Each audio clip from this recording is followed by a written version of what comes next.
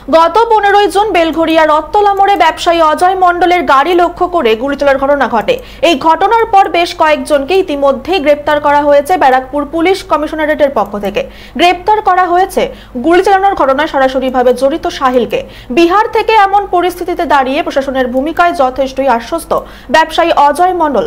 ব্যারাকপুরে সংবাদ মাধ্যমের মুখোমুখি হয়ে তিনি জানান, পুলিশের উপর আশ্বস্ত আছে, কারণ আমি যখন সিপির সাথে কথা বলেছিলাম, সিপি বলেছিল যে আমি শেষ দিকে থাকবো, কিন্তু আনা যায়নি বা আনা হয়নি বা আনতে পারেনি। কেন আনতে পারেনি কি বা সিআইডি থেকে যে কোনো সেগুলি আমরা এবার চেষ্টা করি ওদেরটা নিয়ে আসতে। এখন বোধ হয় ভবনেই আছে এইগুলো যে কালকে যে ভিডিও থেকে যে মেয়েদের বেরিয়ে করা